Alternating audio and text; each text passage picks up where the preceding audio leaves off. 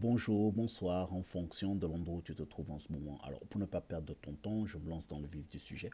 Nous allons aborder ici une question qui, de toute évidence, te sera posée lors de tes entretiens d'embauche en tant que chef de produit informatique. Presque systématiquement, on va te poser la question à savoir quels sont les rapports que tu entretiens avec les équipes techniques. Particulièrement parce que euh, comme nous l'avons dit dans les vidéos précédentes, tu es l'intermédiaire entre le business et les équipes techniques. Mais ici, j'ai envie qu'on parle spécifiquement de ta relation avec un architecte. Okay. Plus tard, nous aborderons des questions plus spécifiques, notamment ta relation avec les programmeurs euh, et même rentrer dans certains détails en ce qui concerne ta relation avec les architectes.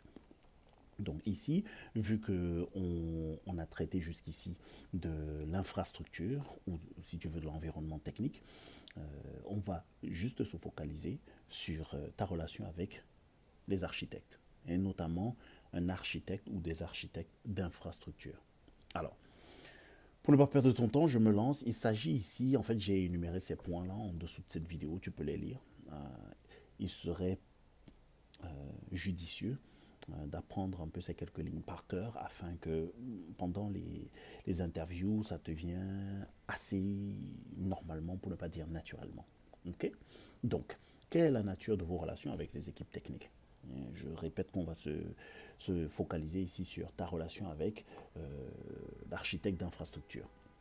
Avec un architecte d'infrastructure, il s'agit d'avoir une idée d'ensemble des différents domaines composant cette infrastructure, tels que la DB, c'est le database, le ED, c'est l'Active Directory, le network, etc. Alors, pourquoi voudrais-tu avoir des informations clés sur ces domaines d'expertise dans ton infrastructure? Ça a été mentionné déjà plus haut, mais ça te permet déjà de savoir quelles seront les capacités de ton application, si tu veux, de ton produit informatique que tu vas arrimer à cette infrastructure. Il faut que tu sois capable d'avoir une idée comme ça, très générale en hauteur, et afin que tu puisses, lors de tes conversations et de tes meetings avec la partie business, avoir des chiffres clés. Je donne un exemple. Hein. Par exemple, tu peux dire cette application à ce stage-ci ne pourra qu'avoir 500 utilisateurs. Pourquoi? Parce on a une Active Directory qui, en full capacity, en capacité complète, ne peut que prendre 500 utilisateurs. C'est un exemple. En règle générale, c'est bien plus que ça. Ok. Ou alors, par exemple, on a une base de données qui, au niveau de, de la conservation des données, bah, on a jusqu'ici, je raconte n'importe quoi, 2 TB. Il va falloir que notre base de données soit plus performante et soit capable de conserver comme ça plus de données. Et en matière d'espace, il y a des solutions d'ailleurs disponibles pour ça. On commence à faire ce genre d'investigation.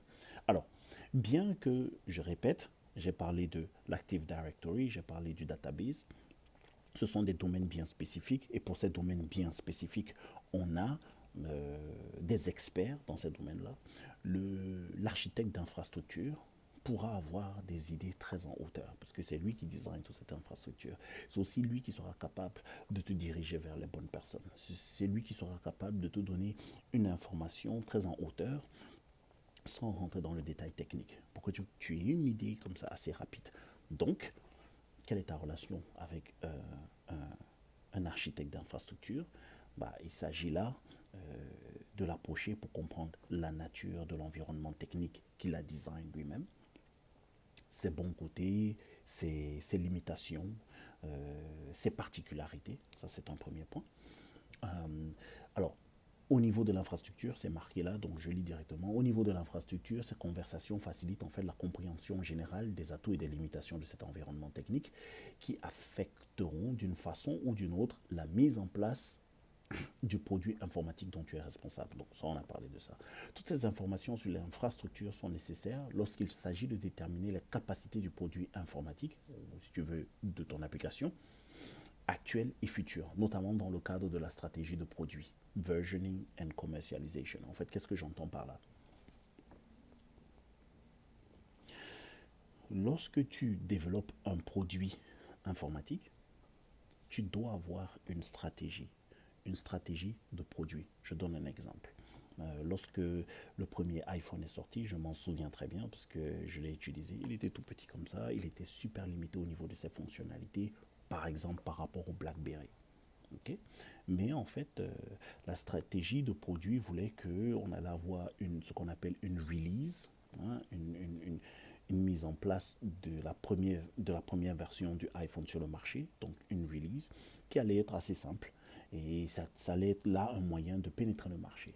Et alors qu'on pénètre le marché, on commence à avoir plusieurs versions de ce même produit et de plus en plus de meilleures versions, de plus en plus innovantes. Alors, c'est ça qu'on appelle versioning. Okay.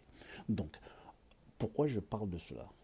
Avec ta compréhension de l'infrastructure qui est la tienne ou du domaine de l'environnement technique qui est le tien, tu pourras très vite savoir dans quelle mesure ton produit informatique, ton application, ton système, telle que soit la manière dont tu vas appeler ça, dans quelle mesure, en fait, ton produit informatique sera en alignement avec la stratégie qui a été mise en place par le business. Okay? Est-ce que, par exemple, cette infrastructure permet plusieurs versioning, plusieurs versions de ce même produit? Par exemple, dans ces versions, il y aura de différentes technologies qui vont être mises en place. Est-ce que l'infrastructure est capable de supporter, est-ce que cet environnement technique est capable de supporter toutes ces versioning avec des nouvelles fonctionnalités techniques? Okay. Bon, par exemple, ça c'est une question que tu peux poser.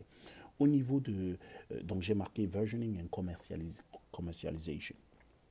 En fait, on reste toujours ici dans le cadre de la stratégie de produit. Lorsqu'on sort un produit, on peut par exemple décider de se focus, de se concentrer sur un marché bien spécifique.